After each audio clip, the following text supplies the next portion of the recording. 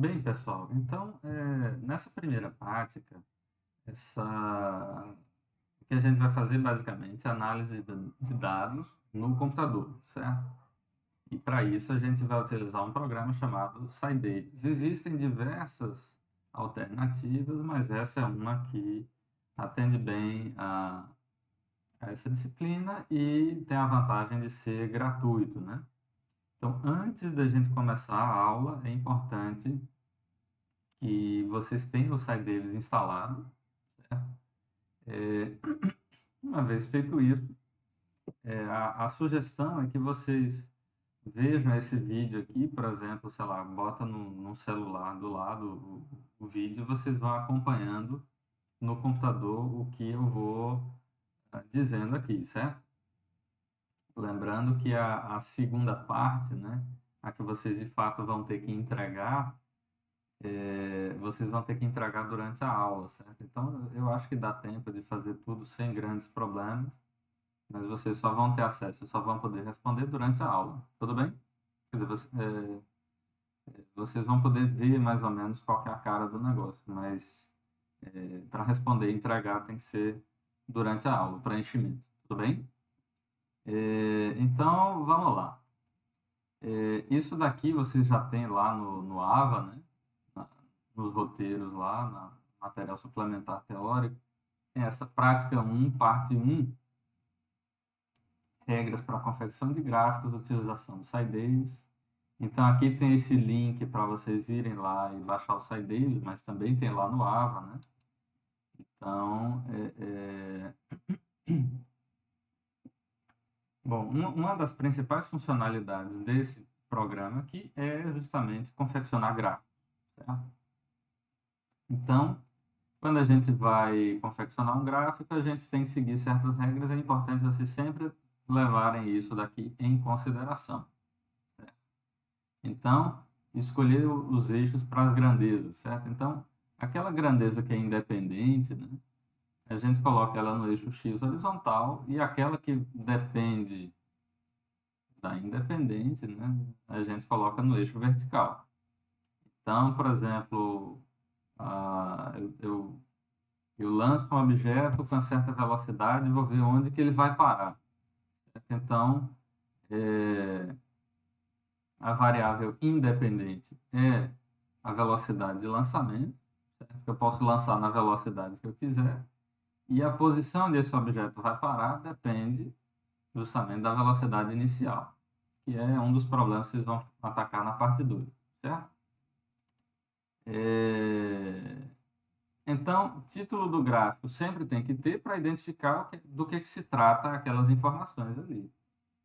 Então, a gente coloca um título em cima do gráfico, ou então, às vezes, quando a gente coloca uma legenda, a gente coloca a descrição dele abaixo, certo? Mas nunca dentro da região lá do quadradinho, onde a gente vai colocar os dados, certo?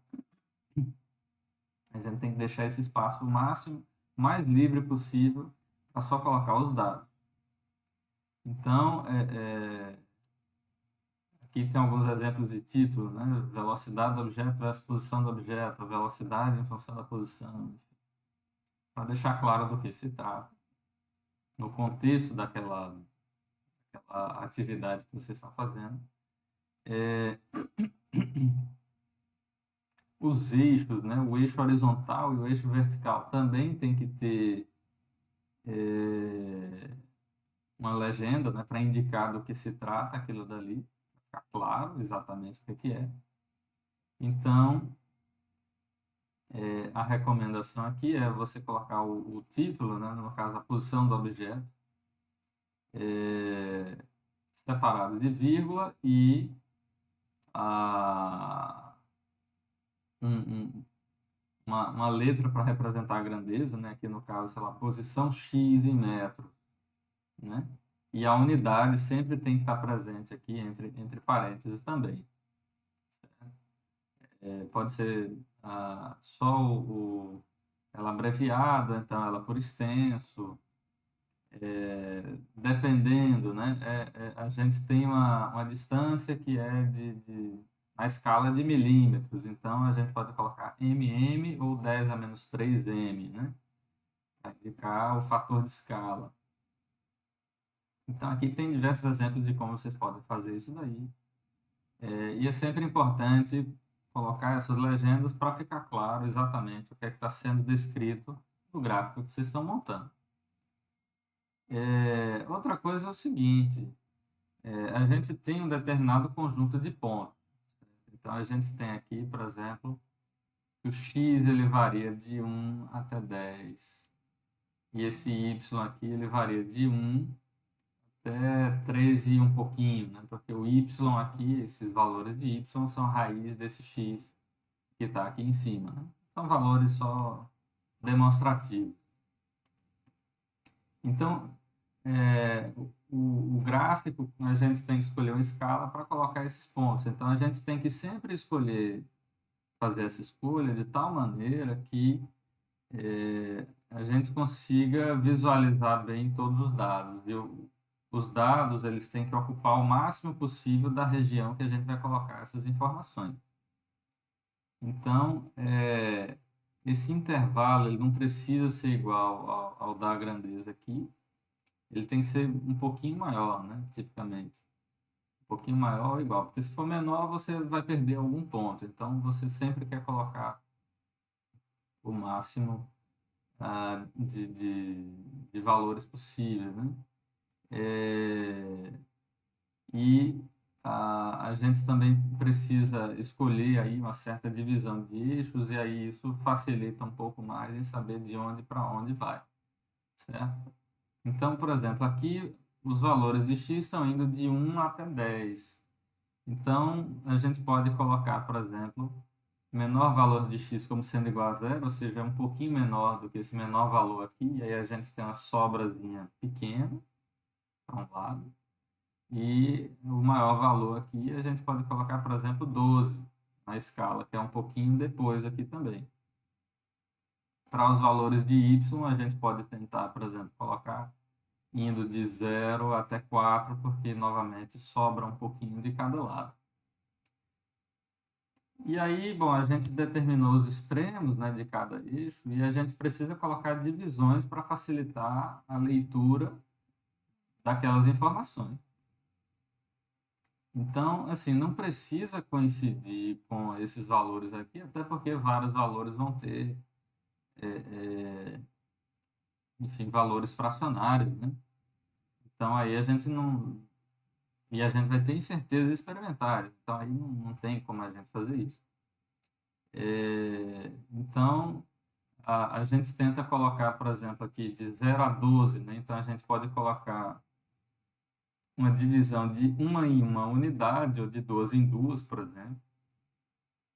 Né? Aqui, por exemplo, a gente vai de 0 a 4. Então, se a gente colocar de um em um para representar 10 pontos, aí vão ter pontos que vão ficar ali no meio e você não vai saber direito qual que é o valor, né? Só de olhar para aqueles dados. Então, uma maneira de resolver isso, digamos assim, é colocar mais divisões, e aí colocar divisões, por exemplo, de meio em meio. Então, aí você pode ver, por exemplo, que o ponto 2 é um pouquinho abaixo de 1,5 e o ponto 3 aqui, x igual a 3, ele está um pouquinho acima, de maneira um pouquinho mais fácil, né? Porque uma das coisas importantes do gráfico também é você meio que ter uma estimativa visual do que está acontecendo ali, certo? E isso daí basicamente seria essa regra 5. E essa regra 6 aqui, a gente tem que sempre prestar atenção ao seguinte: quando a gente tem medidas experimentais, por exemplo, eu pego sei lá, tenho uma carteira e eu quero medir uma régua. Então, vou medir aqui uma vez, eu meço um lado, eu meço outra, eu meço a segunda vez e tal. Vou medir, por exemplo, 10 vezes. E aí eu quero fazer um gráfico disso, por exemplo, de cada uma dessas medidas. Aí a gente só usa símbolos. podem ser bolinhas, quadrados, tem diversas opções lá no SciDavis. A gente nunca traça usando uma linha contínua. Agora, quando a gente tem um modelo, né, tem uma equação lá que descreve alguma coisa, né, sei lá, temperatura, função do tempo, difusão de calor, não sei o que e tal, ou quando a gente tem algumas medidas com muitos valores, que às vezes acontece também, por exemplo, lá no caso do ardoscópio, lá para frente vocês vão ter algumas medidas que vão ter muitos valores. Então a gente usa uma linha contínua, uma linha, né, que ela pode ser contínua, tracejada, traço ponto. E aí não deve ter os símbolos, né, deve ser só a linha realmente. Mas assim, poucas medidas a gente usa símbolos, muitas medidas muito próximas a gente usa linhas. Mas nunca usem o símbolo unido por linhas, certo? Isso daqui às vezes confunde mais do que ajuda e está bem errado, certo? Então não façam isso, por favor. Então, isso são regras gerais que vocês precisam estar atentos, certo? Mas a gente vai usar o SciDavis, certo? Então, o SciDavis é esse programa aqui. É importante que vocês tenham o SciDavis já instalado para a próxima aula, ok? Muito importante isso. E aqui, bom, a gente pode colocar valores aqui, por exemplo, e montar gráficos, enfim. Vou deixar esse cara aqui desse lado. Eu vou deixar aqui o roteiro aqui do outro lado, certo? Então, eu vou mostrar para vocês como é que vocês podem operar com esse cara aqui para montar gráfico e algumas outras análises. Então, aqui eu posso colocar, por exemplo, valores da coordenada independente, x, e da coordenada dependente, y aqui. Aqui, digite na coluna 1, x, os números naturais de 1 a 10. Então, eu venho aqui, 1, enter, 2, 3, 4, 9, 10.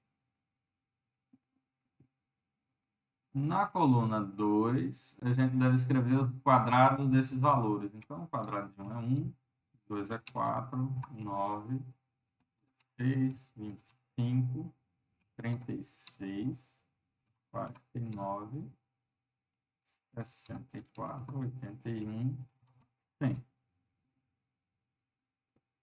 Certo? Então, aqui a gente colocou os dados para entre aspas, esse conjunto de medidas. Então, a gente pode... Uma recomendação importante ao usar o SciDavis é sempre salvar o que a gente está fazendo aqui. Então, eu vou salvar aqui. Vou salvar na área de trabalho, porque às vezes ele dá umas travadas, certo? Então, a aula 1. Então, aqui a gente tem a aula 1 e, bom,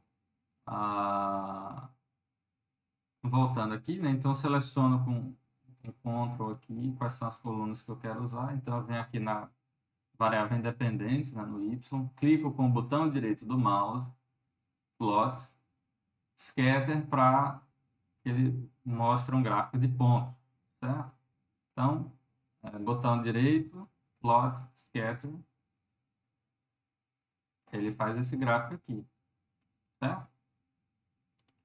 Então,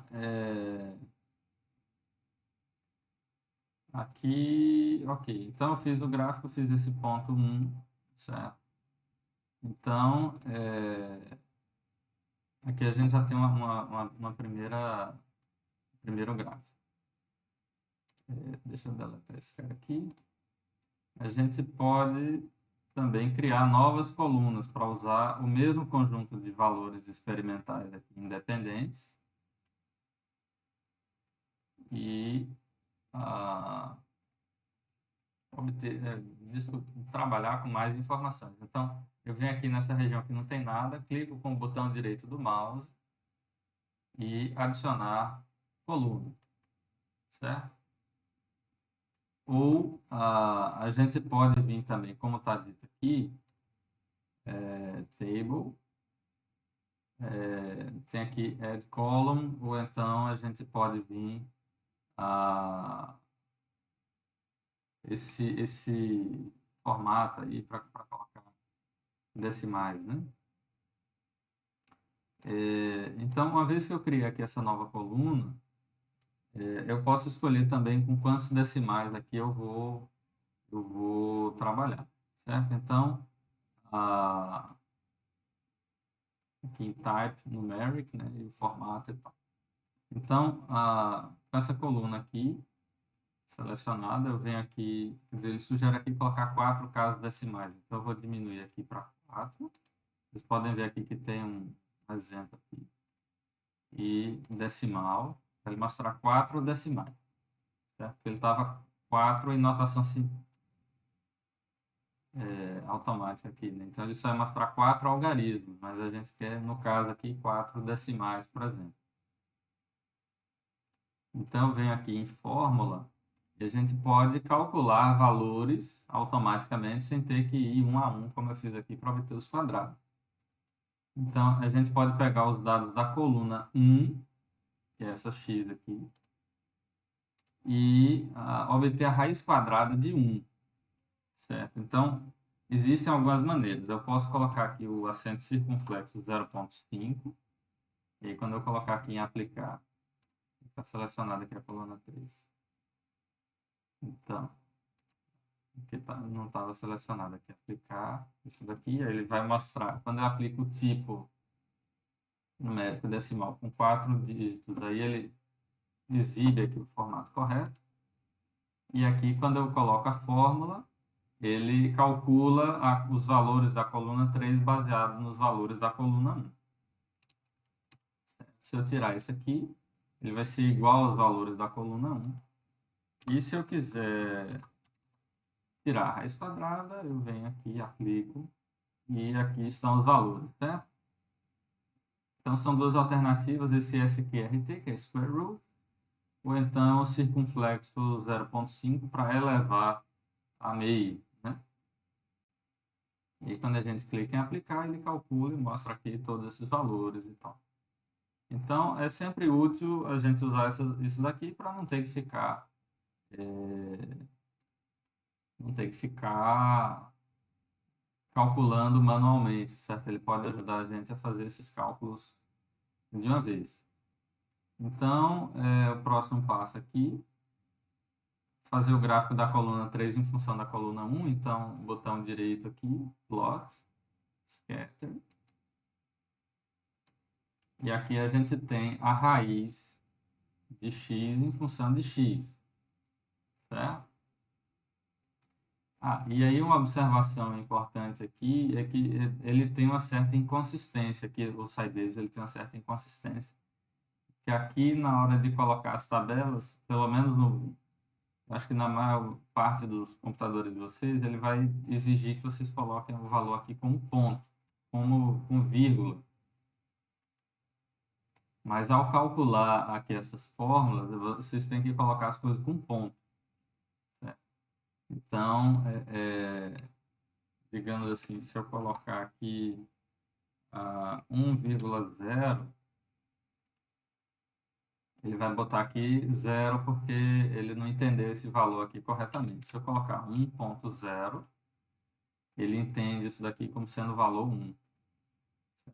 Vou botar aqui 2,0, 2. Agora, se eu colocar 2,0, ele vai para 0, porque ele não entende isso daqui como sendo um número, certo?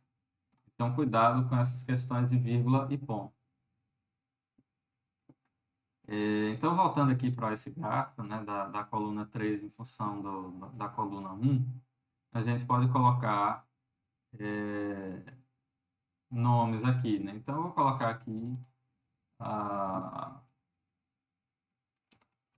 x, certo? Então, eu clico duas vezes aqui um botão esquerdo e eu posso editar aqui, eu posso colocar subscrito, sobrescrito, aqui tem letras gregas, símbolos matemáticos, enfim. E aqui, no eixo Y, eu clico 2 vezes, eu vou colocar aqui símbolo matemático, certo? Então, eu posso colocar aqui, cadê? Raiz de x, certo? Ou eu posso colocar aqui x elevado a 0,5, certo? Então, se eu aplicar isso daqui, você vai ver que vai aparecer ali x elevado a 0,5, meio que eu usei aqui esse letra grega e tal, ele tem aqui diversas opções, aí vocês olham conforme a necessidade, certo? Então, aqui a gente já colocou isso daqui. E se a gente clicar 2 vezes no título, também a gente pode colocar aqui raiz de x versus x.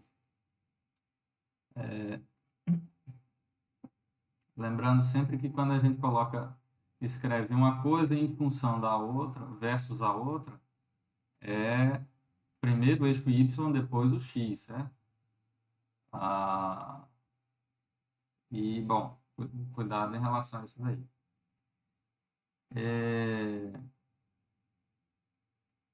Então, a gente pode clicar aqui, como eu falei, ou então vir aqui, Format, Axis, e aí vocês podem editar aqui também, certo? Aqui está o x é 0,5, e vocês vejam aí o que é que vocês acham mais conveniente. Então, agora a gente está aqui no passo 3, passo 4. Representar dois conjuntos de dados em um único gráfico. Então, deixa eu deletar esse cara aqui. Digamos que a gente quer mostrar esses dados da coluna 2 e 3. Então, segura o botão Shift, coluna 2 e 3, botão direito, Plot e Scatter. Aqui a gente tem os dois conjuntos de dados, certo?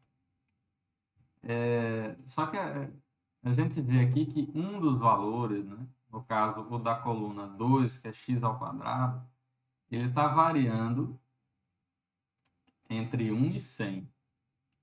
Enquanto que a coluna 3 aqui, ela varia entre 1 e 3. Então, esses dados aqui, como quadrados vermelhos, eles estão variando, mas nessa escala aqui a variação é muito pequena, a gente não consegue enxergar nada. A gente só consegue observar a variação do x elevado ao quadrado, certo? Então, como é que a gente pode fazer para visualizar isso melhor?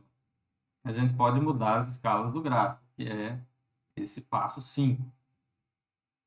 Certo? Então, a gente pode clicar aqui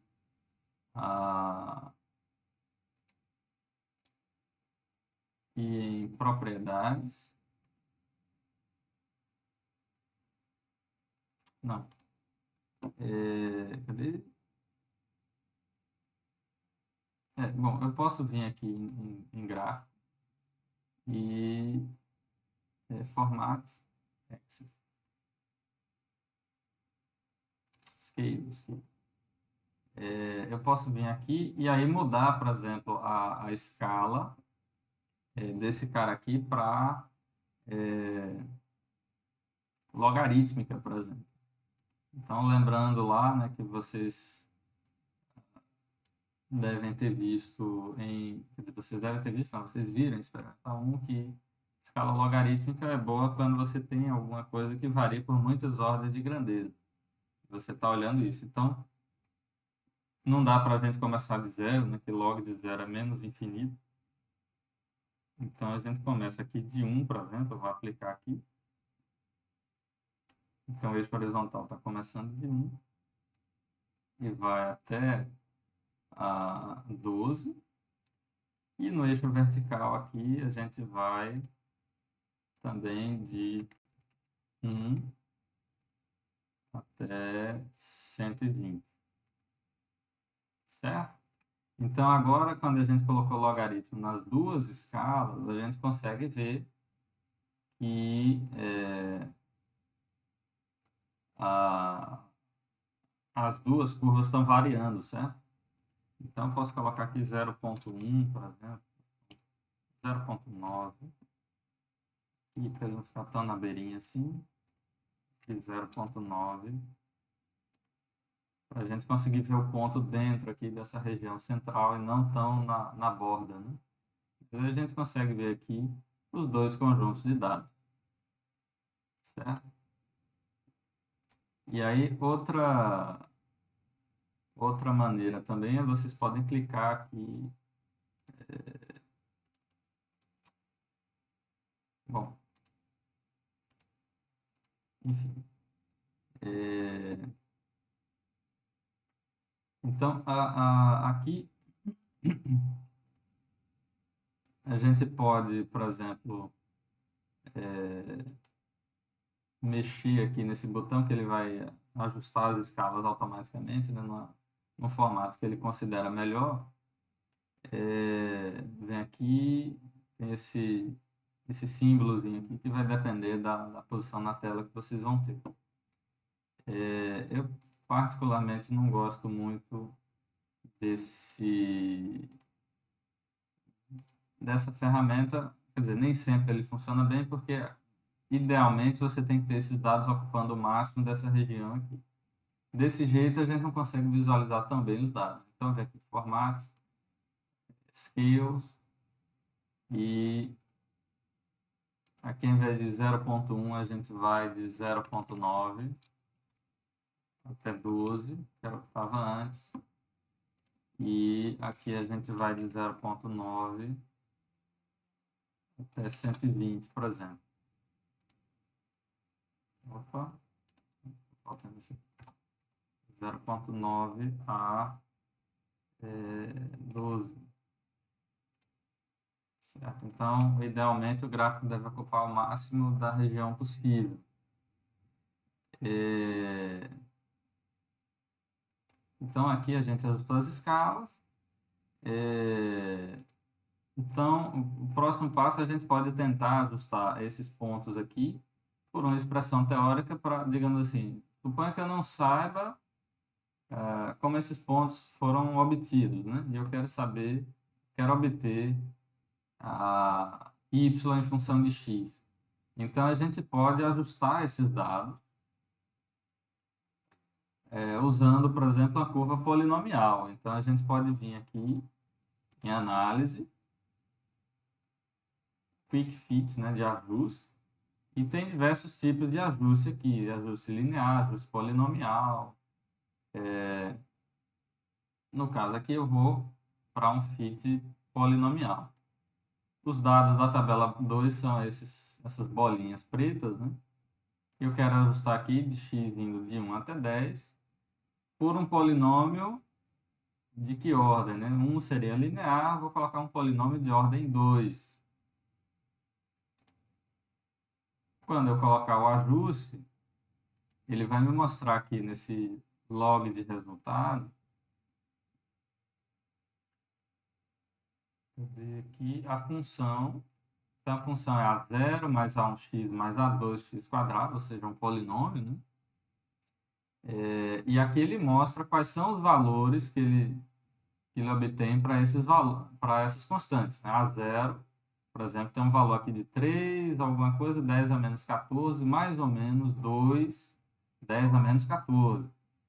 Ou seja, é um valor muito pequeno e que, lembrando, isso daqui é um valor que ele calcula lá de maneira estatística.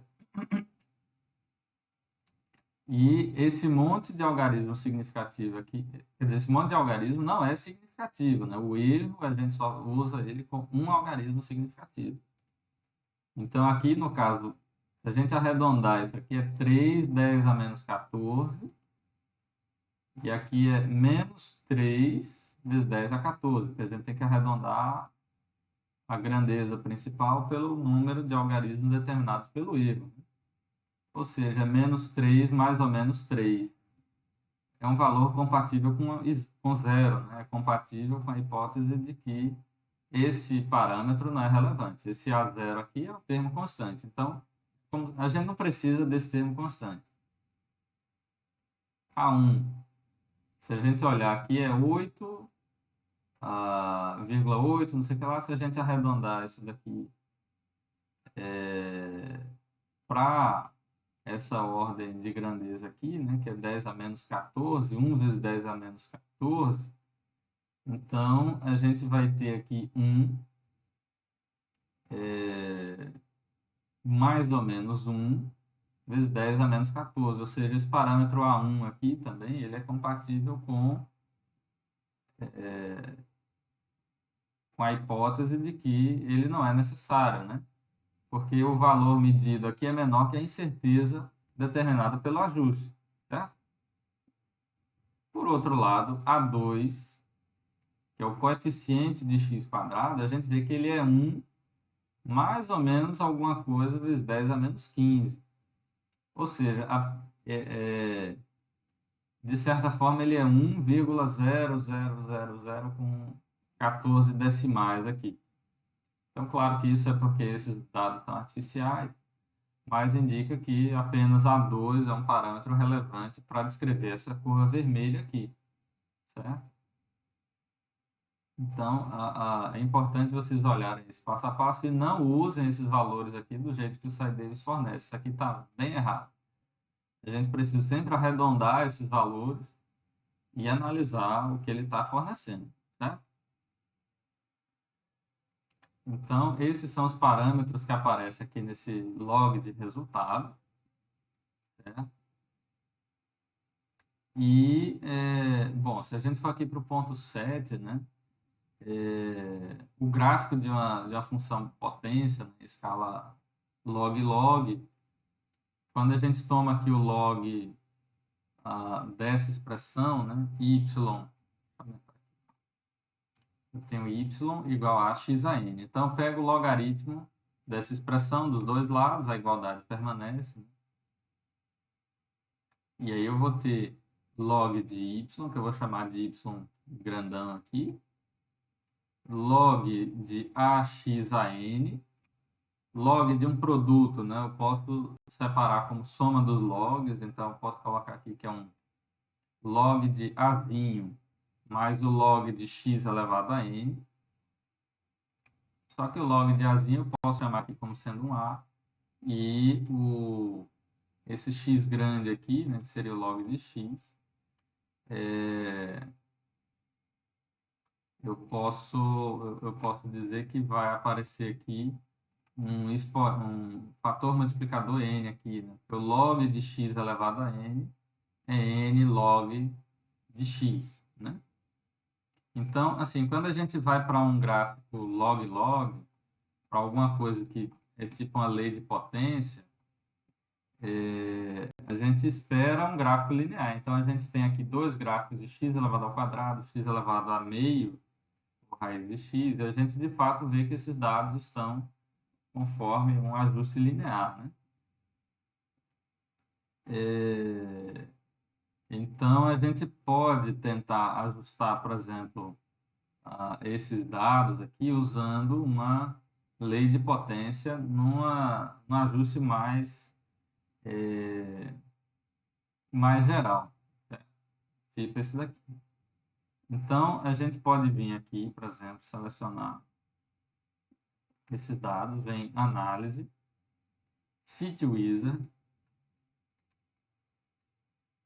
e aí a gente vai criar uma função aqui para esse fit wizard, certo? Então, a gente vem aqui em user define e eu vou criar uma nova função aqui, que a gente vai chamar de lei potência. Quais são os parâmetros que a gente vai ter para descrever essa lei de potência? Certo? Então, eu vou usar aqui dois parâmetros, A e N, que estão relacionados exatamente com essa constante multiplicativa e esse expoente do x aqui. Então, aqui eu coloco y, ele é igual a esse azinho. Multiplicação é asterisco, divisão é essa barra aqui, certo? Então, A vezes X elevado a N, certo? Então, X é o que a gente quer, quer dizer, a variável independente, A e N são os parâmetros que a gente quer descobrir. Então, eu salvo isso daqui. A gente tem essa função aqui, lei de potência, vem para fix. E aí eu posso deletar ajustes que foram feitos anteriormente, né? E eu vou ajustar aqui para a tabela 1, 2. Qual é o valor de A e qual é o valor de N. Então, eu clico aqui em fix e ele mostra aqui esse ajuste para A igual a 1 e N igual a 2. E se a gente vier aqui no log de resultado, a gente vai ter aqui, por exemplo, que o A ele é 1 mais ou menos, um número muito pequeno, ou seja, não é possível determinar a incerteza sobre A nesse caso, porque ela é muito pequena. E o N ele dá como sendo exatamente 2, ou seja, é consistente com o ajuste polinomial que a gente fez antes. Se eu vier aqui novamente análise, Fit Wizard, User Defined, lei de potência, a gente pode tentar agora também ajustar o outro conjunto de pontos aqui, esses quadradinhos vermelhos. Então, eu venho aqui, vou deletar aqui as curvas de ajuste, e aí eu vou usar essa função. Opa, acho que aqui isso é alguma coisa errada. X, A e N, os parâmetros. Select Vou apertar esse cara aqui. Quero usar essa função aqui. Tem que ser A e N ali, né? Então, vou usar isso aqui para ajustar o outro conjunto de dados, a tabela 1, 3, que é esse cara aqui. Então, quando eu colocar aqui para ajustar, vai dar 1, certo? Se a gente for olhar aqui, a gente vai ter que arredondar aqui quando olhar o erro. E o expoente n aqui é 0,5, que é a raiz quadrada, né? O ajuste aqui saiu muito bom, certo? Então, isso é outra coisa que a gente tem que olhar. Então, aqui, se a gente for olhar essa incerteza, né, 10 a menos 12 é uma incerteza realmente muito pequena. Isso aqui é erro de arredondamento do programa, certo? Então, não tem qualquer significado físico, a gente tem que arredondar esse cara aqui. Então, vamos voltar aqui. Vamos agora para esse passo 8. A gente pode, por exemplo, criar aqui uma nova coluna.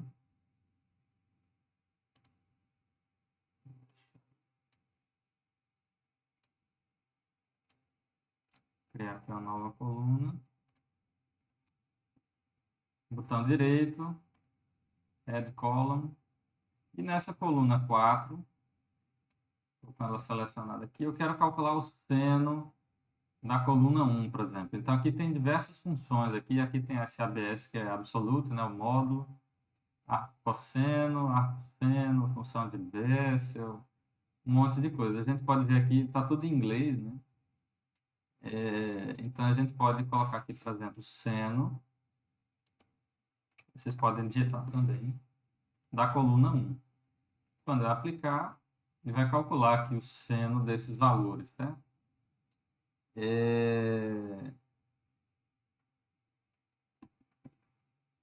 E o argumento aqui da função seno, ele está sempre em radiano. Então, se eu vim aqui, plot e scatter, a gente pode ver aqui que a gente tem o seno, mas ele não está muito suave, né? Ele está meio quebrado, porque são poucos pontos. Então, se a gente quiser fazer um gráfico da função seno, seria bom usar mais pontos. Então, eu vou deletar isso aqui eu vou criar uma nova tabela, vou deletar todas essas coisas aqui.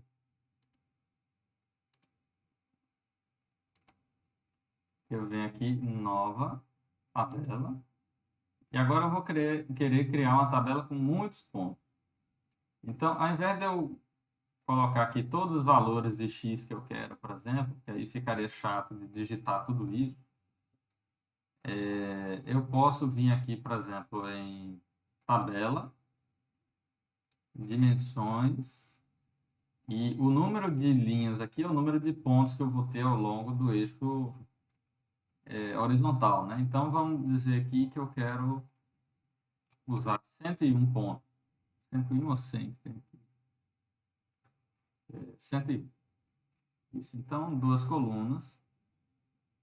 Agora aqui a gente tem muito mais valores de x. E como é que eu vou preencher esses valores de x? Eu não vou colocar isso aqui manualmente. Eu venho, o computador vai me ajudar a fazer isso. Cada linha dessa daqui, ela tem um valor i. A gente pode referenciar ela na fórmula usando i.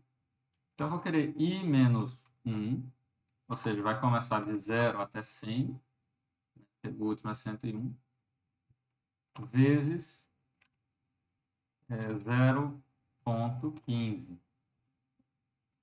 Ou seja, isso aqui vai começar do valor 0. E quando eu chegar em 100, né, a gente vai ter em 101, que é o último valor aqui, 101 menos 1, 100, vezes 0,15, a gente vai ter o valor 15 como sendo o último valor aqui dessa tabela, certo? Então, dessa maneira, a gente tem agora um grande conjunto de pontos aqui, com uma separação pequena entre eles. E aí, aqui na coluna 2, a gente pode, então, calcular o seno de x. Certo? Então, vem aqui seno da coluna 1, dos valores que estão na coluna 1. Então, se eu aplicar isso daqui, ele calcula, né, esses valores, e agora eu posso plotar, por exemplo, como sendo uma linha. Certo? Então, aqui a gente tem esse conjunto maior de dados aqui.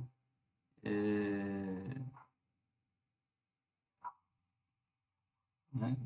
E aí a gente tem uma curva mais suave que serve para representar, por exemplo, um modelo. Né? Digamos que o meu modelo é uma função tipo seno de x. Então, aqui a gente pode ver o que está acontecendo. Certo? Bom, tem também esse negócio aqui de encontrar soluções matemáticas e tal, mas eu vou pular isso aí. Porque aqui, basicamente, o que a gente tem discutido são questões, digamos assim, relações lineares entre funções e coisas do tipo. A gente pode também ter situações onde, que aí a gente vai encontrar coisas desse tipo mais à frente. Vou criar aqui uma nova tabela.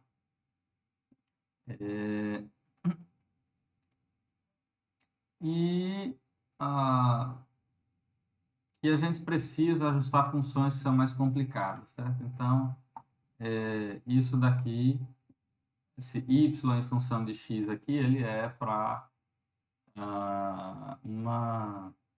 um circuito ressonante, certo? Então, digamos que isso aqui são os valores das medidas obtidas experimentalmente. Então, a gente tem a frequência de um sinal que entra no circuito e aqui a gente tem a amplitude do sinal que sai. Então, o que sai depende da frequência, essencialmente. Então, aqui a gente vai colocar essas frequências, né? Então, eu posso vir aqui, digitar 100, 200 e tal. Então, vamos aqui, 100, 200, 300, 400, 500, 600, 700, 800, 1000. E agora a gente vai preencher os valores de y, né? Então, 0,11, 0,32, 0,96, 0,54, 0,31, 0,22, 0,18, 0,15, 0,12, 0,11.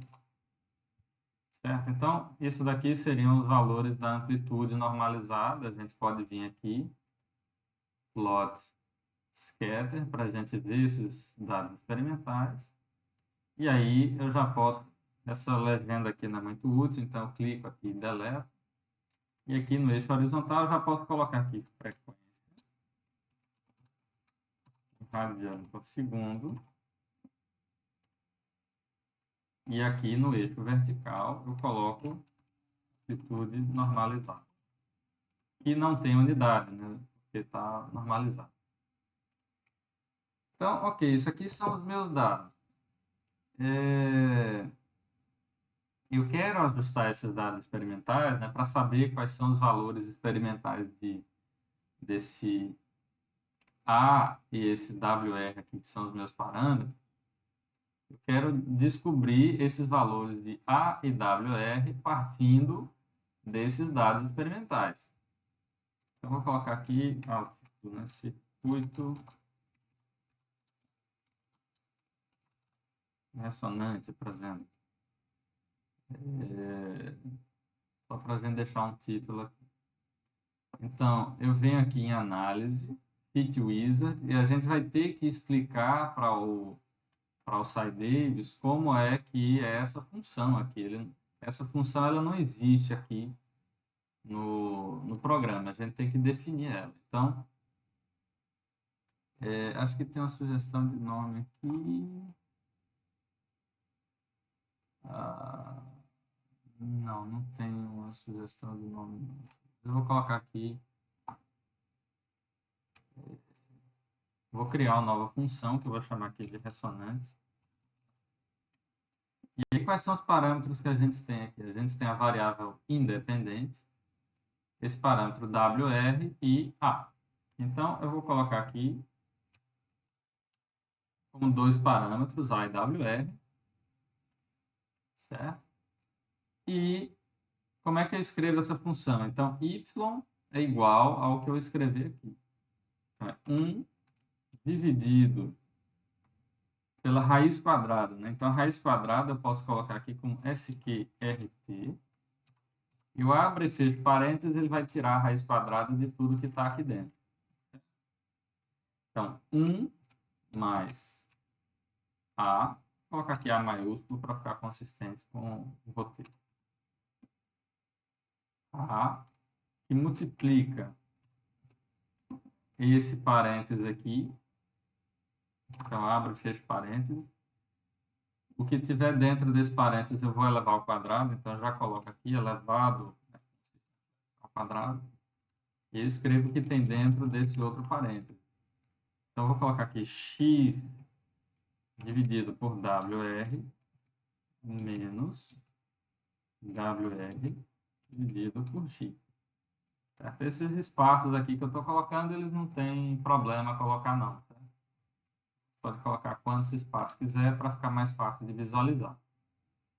Então, eu vou salvar essa função aqui e vou usar essa função para ajustar. Então, venho aqui no Fit. Essa é a função. E aí eu vou tentar ajustar aqui para esses dados, né? Então, é tabela 1, 2 aqui.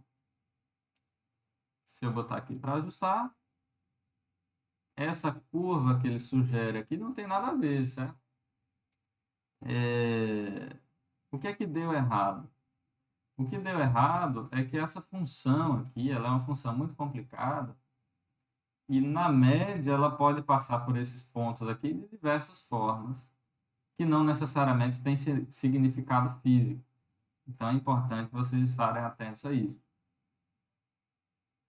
Então, eu vou deletar essa curva aqui, delete fit curves, e eu vou tentar fazer o seguinte, eu vou começar aqui de novo, certo? Só que aí quando o ajuste ele não dá certo de primeira, a gente tem que sugerir alguns valores aqui baseado na física do circuito, por exemplo, na física envolvida com o processo que a gente está fazendo o gráfico. Então, uma coisa que a gente pode entender lá da física desse circuito ressonante é o seguinte: quando x é igual a WR, né, x é a nossa frequência, né? Quando essa frequência é igual a WR, a gente pode perceber que esse parêntese aqui ele é zero, né? Porque a gente vai ter WR, quando x é WR, né? Esse primeiro termo é 1, esse segundo termo é 1. Então, menos 1 dá zero. Esse parêntese aqui é zero. E y vai ser igual a 1. Então, em x igual a WR, a gente tem que y é igual a 1. Se a gente olhar aqui, essa função ela é igual a 1, mais ou menos em que região aqui? Tem uma forma da gente olhar esses pontos usando essas ferramentas aqui, Screen Reader ou Data Reader. Então, vou botar aqui o Data Reader, para a gente ver aqui. Então, aqui ó, é no x igual a 300 que a gente tem y igual a 0,96. Como que isso pode ser útil? Eu volto aqui em análise, fit wizard, função definida, ressonante, eu quero usar essa função aqui, ajuste. E aí eu vou colocar, eu vou informar ao programa de ajuste que, olha, o WR, eu não sei qual que é o melhor valor para ele, mas um valor bom, ou razoável, um valor que parece razoável, é em torno de 300, certo? Porque é esse cara aqui. E aí a gente tenta novamente. O valor de A eu não sei bem, mas ele tem a ver com essa largura aqui, daqui para cá, certo? E aí a gente pode olhar daqui para cá e dizer, por exemplo, que, bom, tem essa largura é algo como 100, por exemplo, certo? E aí a gente dá um certo chute inicial para esses parâmetros aqui, que é o que ele chama aqui de initial guesses, né? A nosso chute inicial. Então, se eu vim aqui para ajuste, agora ele tem uma curva que passa bem próximo desses pontos aqui, certo? E aí vale notar que o valor de A que ele obtém, ele fornece, até saiu bem diferente do chute inicial, certo? Eu coloquei 100 e aquele deu 10. Mas o WR deu um valor parecido. E agora essa curva aqui ela está muito mais próxima dos dados experimentais. Na hora de reportar esses valores de A e WR, lembre-se sempre que não é só o valor médio, que é o que é reportado aqui. Vocês têm que vir aqui e olhar as incertezas, que está aqui no log de resultado. Opa. Certo? Então, aqui é 10, mais ou menos 0,1. Então, aqui seria 10,1, né? Porque a gente tem que arredondar aqui esse 6. Então, 10,1 mais ou menos 0,1. E o WR seria 313,95, mais ou menos 0,44, né? Então, mais ou menos 0,4. É a nossa incerteza, a gente tem que reportar com um decimal. Então, aqui seria 314,0, mais ou menos 0,4 para a gente reportar esse valor, certo? Então, isso é meio que um resumo, resumo não, né? Uma visão detalhada desse roteiro, vocês podem acompanhar. E aí fica aí essa sugestão para vocês. É importante que vocês acompanhem esse roteiro, né, antes da aula, certo? Porque durante a aula vocês já vão ter que fazer as análises, tudo bem? Então é isso. Espero uma boa aula para vocês nessa próxima semana. Até mais.